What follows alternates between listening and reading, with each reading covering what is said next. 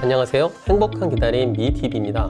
오늘은 유튜브 올라온 질문 중 하나를 소개해드리고 답변 드리는 시간입니다. 먼저 질문 읽어보겠습니다. 선생님 영상 보면 열심히 공부하고 있습니다. 저는 40대 일본에서 미세 수정 시험관 하기 1차를 12월 12일에 3일 배양 배아이 2개이시겠지만 오늘 병원에서 소변 검사로 음성 확인했습니다. 담당의 선생님이 피검사는 안 해도 된다고 해서 소변 검사만 했습니다. 시술 전 호르몬 수치, 자궁내막 두께, 수정란 상태도 모두 좋은 편이었습니다.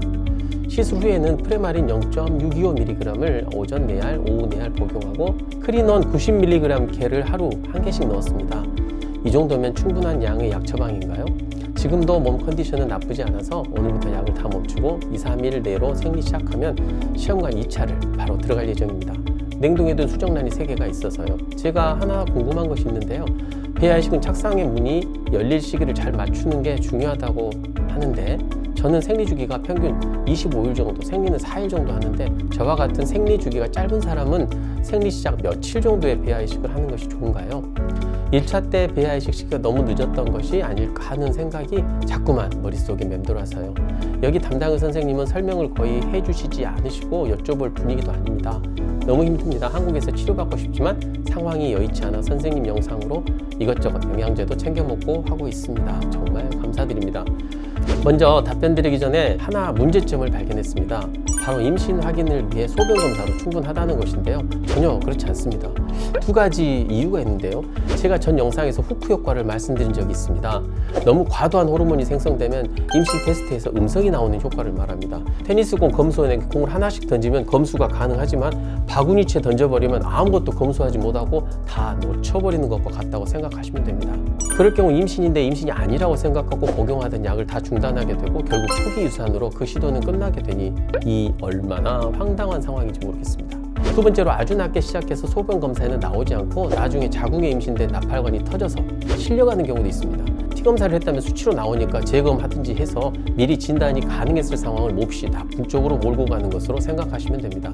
그래서 시험관하기 시술을 하고 나서는 반드시 혈액검사로 임신 여부를 확인하는 것이 맞겠습니다. 자, 본격적인 답변을 드리겠습니다. 이분은 냉동비아를 이용한 인공주기로 시험관하기 시술을 하시는 것으로 보입니다. 그 경우 생리주기가 짧으면 이식 날짜도 당겨지는 것인지 궁금해 하셨는데요. 결론은 아무 상관없습니다. 인공주기라는 것은 자연적으로 분비되는 여성 호르몬 대신 외부에서 주사나 약으로 그 호르몬을 투여해서 내막을 두껍게 만드는 걸 말합니다. 이 경우 투여한 호르몬으로 인해 배란 자체가 일어나지 않기 때문에 생리주기 자체가 성립되지 않습니다. 오로지 내막의 두께가 최소 7에서 8mm 이상 되는데 걸리는 시간이 사람마다 차이가 날 뿐입니다. 그 차이로 인해 이식 날짜도 달라지는 것이라 보시면 되겠습니다. 만약 내막 두께가 8mm 됐는데 12일이 걸렸다면 그날 프로게스테론 제제를 투여하고 4일째 3일 배양 배아를 이식합니다. 만약 5일 배양 배아라면 프로게스테론 투여 6일째 이식이 진행됩니다. 즉 생리 첫날로부터 16일째 3일 배양 배아를 이식하게 된다고 보시면 됩니다. 저 같은 경우는 생리 2-3일째 에스트라디올 D4라는 주사를 주고 열흘 후에 초음파 보고 다시 똑같은 주사를 준 후 생리 시작 18에서 20일 사이에 3일 배양 배아를 이식하고 있습니다. 이러한 방법은 28주기 여성이 14일째 배열한데요. 그로부터 일주일 후인 21일째 자궁에 착상되는 것을 이용한 것으로 자연주기에서는 21일째가 6일 배양이 되어 배아가 부화되는 시점을 말합니다. 당연히 3일 배양은 그보다는 3일 정도 전에 이식해 주는 것이 맞겠습니다. 또 하나 말씀드릴 것은 아까 프로게스테론 제제 사용 4일째 3일 배양 배아를 이식한다고 했는데 이식한 배아는 3-4일 후에 착상되게 됩니다. 내막 수용성 검사를 해보면 70%의 여성은 지금 말한 이런 기준으로 착상창이 열리지만 24%의 여성은 그보다 하루 늦게, 즉 프로게스테론 사용 후 5일째 착상창이 열립니다. 그렇기 때문에 반복적으로 착상이 안 되면 4일째, 5일째 각각 3일 배양으로 분열된 도일 배아를 연속 이틀 한두 개씩 이식해보는 방법도 생각해 볼 수 있는 것입니다. 두 번째 질문은 냉동배아 이용 인공주기 할 때 충분한 프로게스테론의 용량에 대한 것입니다. 이 점은 매우 중요하고 제 전 영상 프로게스테론이 도대체 뭔가요? 라는 편이 있으니까 구체적인 사항은 그 영상 시청하시면 되겠습니다.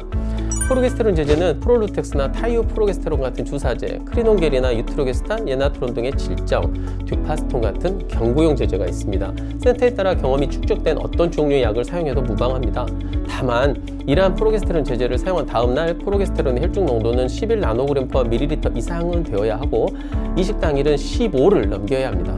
프로게스테론이라는 호르몬이 우리말로 풀어보면 착상 증진 호르몬입니다.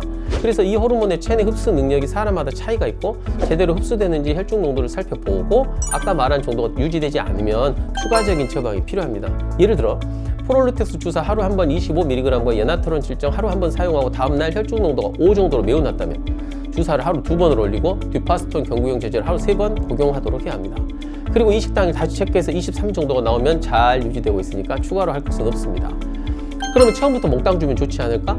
이렇게 생각하실 수도 있습니다. 하지만 최근 국내 논문에서도 밝혔듯이 32.5 이상으로 올라가면 오히려 임신에 해가 되더라 라는 연구 결과도 있기 때문에 15 이상 32 이하 사이로 유지하는 것이 현재까지는 가장 정확한 혈중 농도 유지 목표를 할 수 있습니다. 또 하나 말씀드릴 것은 주사 2번, 질정 1번 이렇게 사용하면 한 번에 다 사용하지 말고 두 가지 제제를 아침, 점심, 저녁으로 나눠서 사용하는 것 혈중 농도 유지에 훨씬 효과적이라는 점입니다.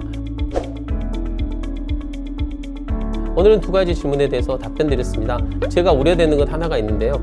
왜 우리 원장님은 교수님은 이렇게 혈중 농도 검사를 안 하는 거지? 라는 의문이 생기는 환자분들이 있을 것 같다는 점입니다. 제가 이렇게 하고 있다는 것이지 이 혈중 농도 체크하는 것이 무슨 진리도 아니고 교과서에 실린 내용도 아닌 것이라 각 센터마다 각자의 경우와 룰에 따라 진행하고 있는 것에는 믿음을 가지고 지켜보시면 되리라 생각합니다. 의료업계가 보수적인 면도 있어서 이 검사를 해달라고 계속 요청하는 것이 오히려 의사와 환자 유대관계에 악영향을 주기도 한다는 점도 조심스럽게 말씀드립니다. 어쨌든 현재 미국 유수의 병원 우리나라에서도 활발하게 시험관하게 시술하시는 센터에서 프로게스테론에 대해 많은 관심을 가지고 있다는 점은 사실입니다. 그럼 오늘은 여기서 마치겠습니다. 시청해 주셔서 감사합니다.